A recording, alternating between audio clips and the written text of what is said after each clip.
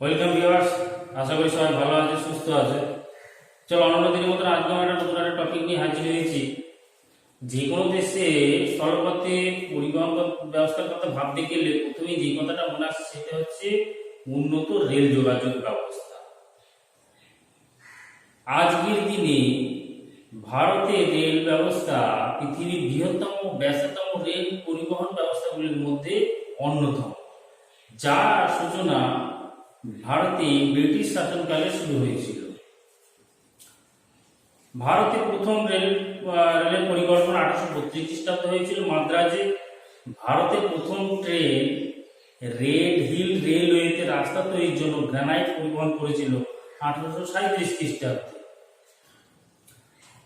এরপরে তো 1853 খ্রিস্টাব্দে ভারতে প্রথম রেলপথ চালু হয় এবং তার কারণটা কি এই নিয়ে আমরা আগের ভিডিওতে বিস্তারিত আলোচনা করেছি। আজকে আমরা দেখব যে এই রেলপথ কিভাবে বিস্তার লাভ করলো এবং এর ফলাফলটা কি।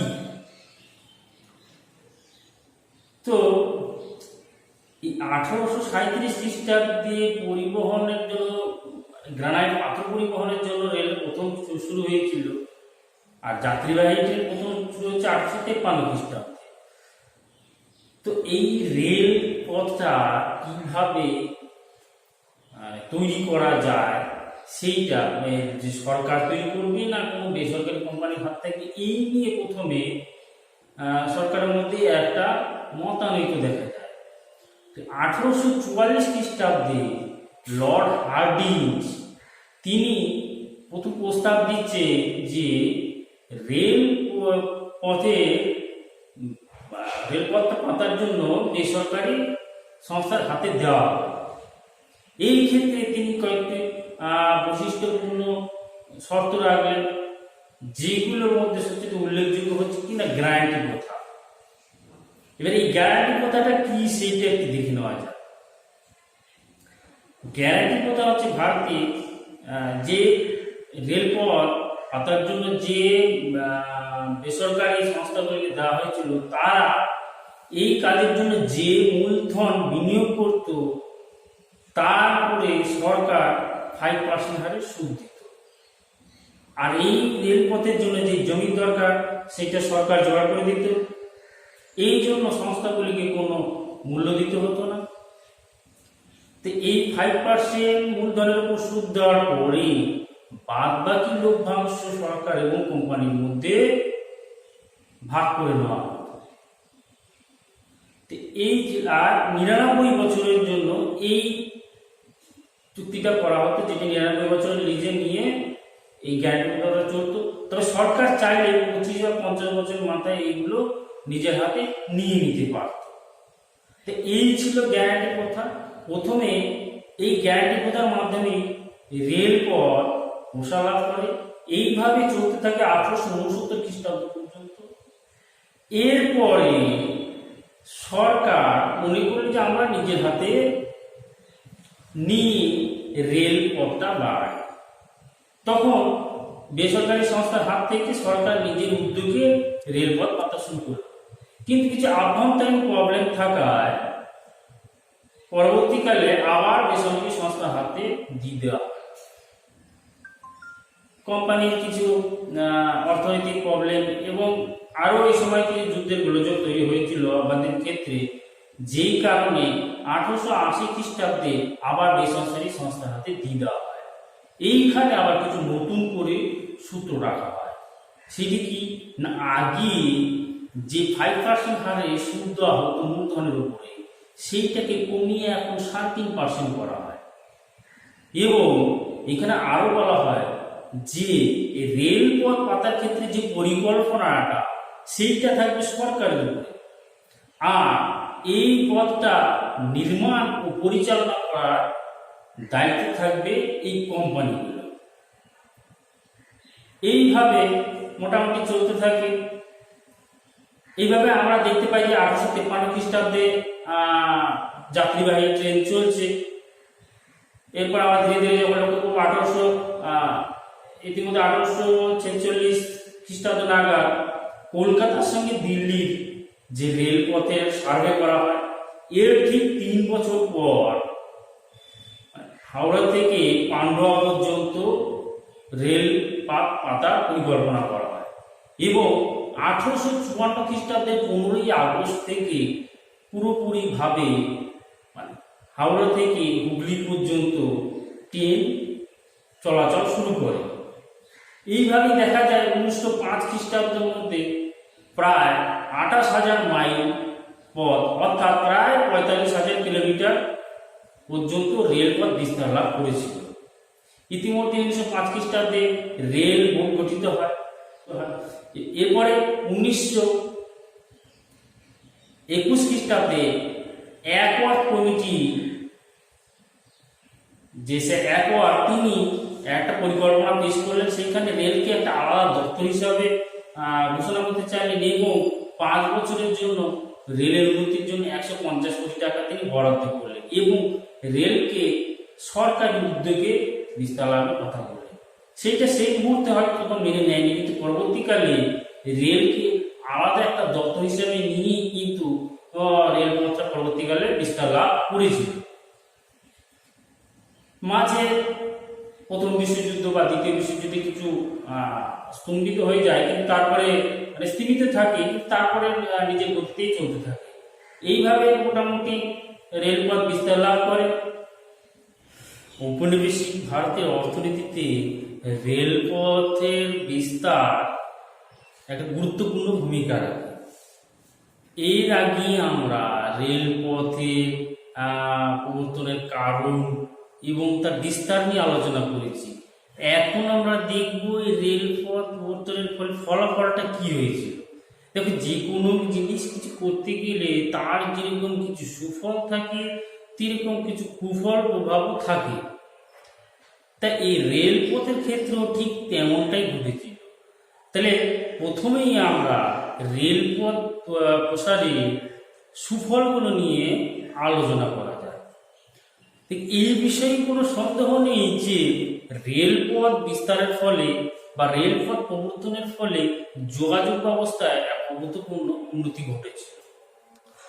আগেকার যোগাযোগ ব্যবস্থা কিরকম ছিল, যেখানে ছিল ব্যয়বহুল এবং সময় সাপেক্ষ এবং একসঙ্গে কম লোক এক জায়গা থেকে অন্য জায়গায়, কিন্তু এই রেলপথের প্রসারের ফলে বা রেলপথ প্রবর্তনের ফলে কিন্তু একসঙ্গে অনেকজনে যাওয়া যাচ্ছে, অনেক পণ্য একসঙ্গে অন্য জায়গায় নিয়ে যাওয়া যাচ্ছে, প্লাস কম খরচে কম সময়ে। এরপরে যোগাযোগ ব্যবস্থা, আঞ্চলিক যোগাযোগ ব্যবস্থাটা বৃদ্ধি পায় এক অঞ্চলের সঙ্গে অন্য অঞ্চলে। এবারে প্রশাসনিক কাজে একটা সুবিধা ঘটে এবং প্রশাসনিক ঐক্য তৈরি হয়। এরপরে কি হচ্ছে না, এই উন্নত যোগাযোগ ব্যবস্থার ফলে যে কৃষিজ পণ্য আঞ্চলিক রাজ্য থেকে বন্দরে নিয়ে যাওয়া সহজ হয়েছিল এবং সেইখান থেকে আন্তর্জাতিক বাজারে পৌঁছানো যেত।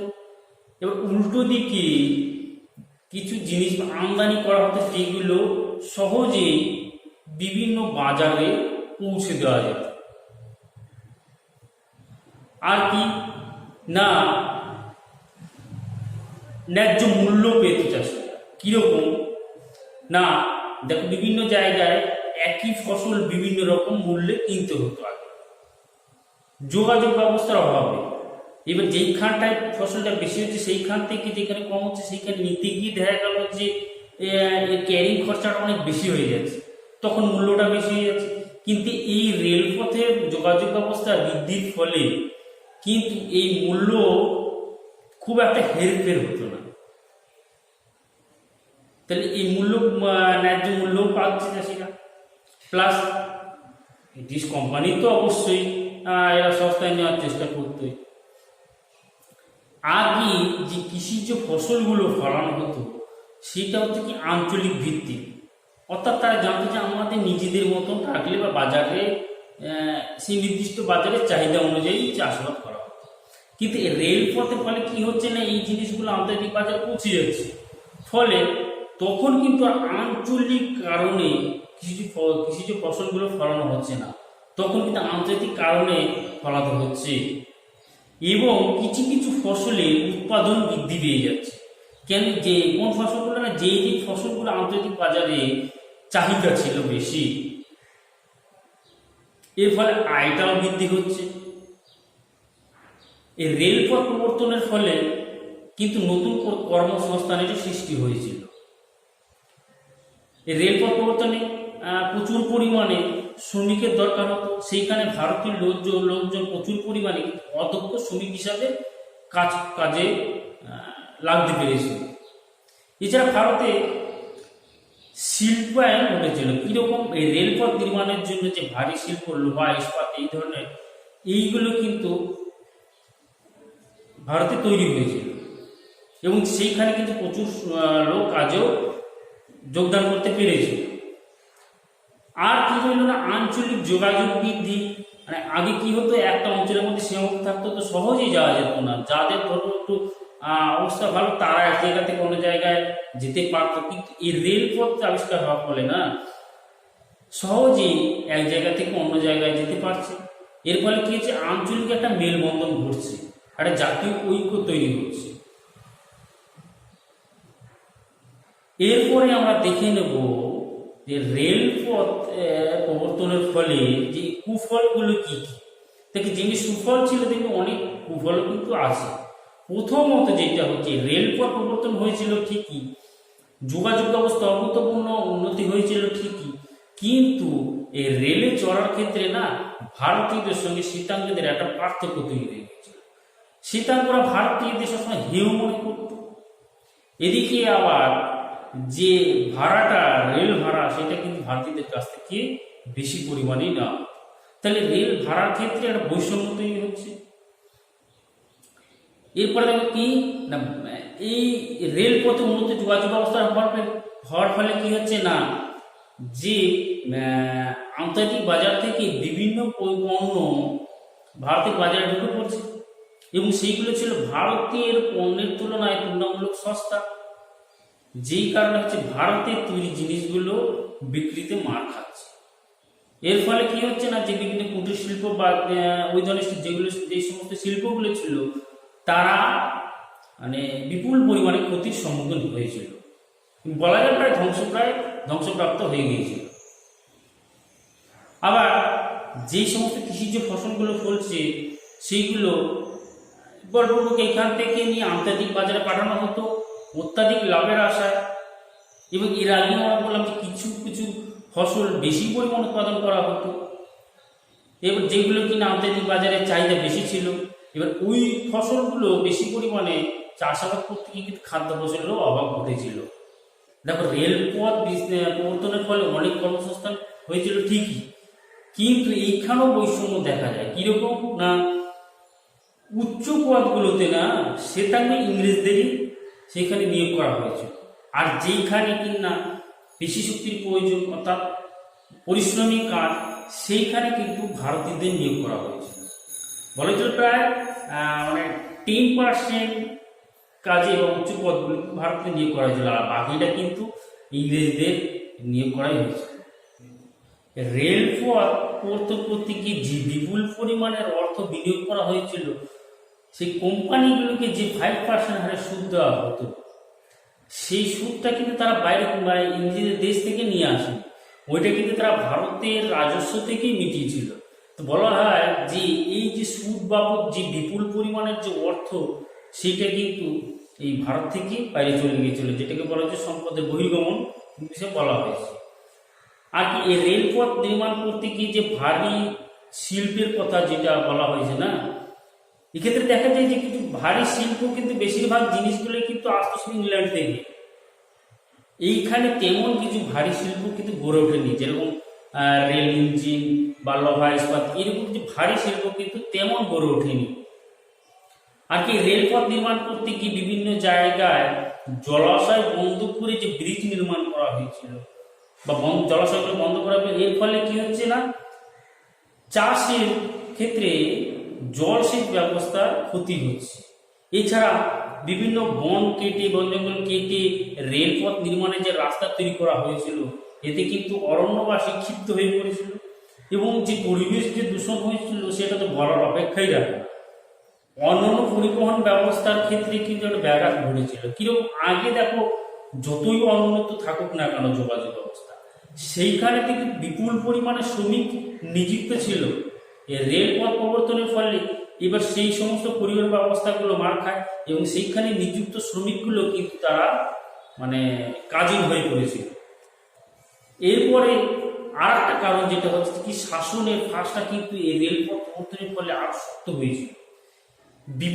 ভারতের বিভিন্ন জায়গায় যখনই কোনো বিদ্রোহ বা আন্দোলন দেখা দিত, এই রেলপথের মাধ্যমে কিন্তু দ্রুত সেইখানে লোক পাঠিয়ে সেগুলোকে দমন করতে সহজ হয়েছিল। তো এই ছিল মোটামুটি রেলপথের সুফল ও কুফল। তো পরিশেষে এইটুকুই বলা যায় যে এই ঔপনিবেশিক অর্থনীতির ক্ষেত্রে রেলপথটা সত্যি করে একটা অভিনব পরিবর্তন ছিল পরিবহন ব্যবস্থার ক্ষেত্রে, যেটা কিনা ভারতকে কৃষি নির্ভর অর্থনীতি থেকে শিল্প নির্ভর অর্থনীতির দিকে কিন্তু এক ধাপ এগিয়ে দিয়েছে। প্রাথমিকভাবে কিন্তু দরিদ্র কৃষকদের বা দরিদ্র ভারতীয়দের অসুবিধা হয়েছিল ঠিকই, কিন্তু আমরা যদি সুদূর প্রসারী ফলাফলের দিকে বিচার করি তাহলে কিন্তু এই রেলপথ ভারতকে অনেকটা এগিয়ে দিয়েছিল, যেইটার কিনা আজকে সুফল আমরা পাচ্ছি। যেটা প্রথমেই বলা হলো যে আজকের দিনে ভারতের রেলপথটা কিন্তু বিশ্বের বৃহত্তম ও ব্যস্ততম রেল পরিবহন ব্যবস্থাগুলির মধ্যে কিন্তু অন্যতম একটা। আজকে এই পর্যন্তই ছিল। সবাই ভালো থাকবে, সুস্থ থাকবে। ওকে, টাটা। অন্যদিন আবার অন্য একটা বিষয়।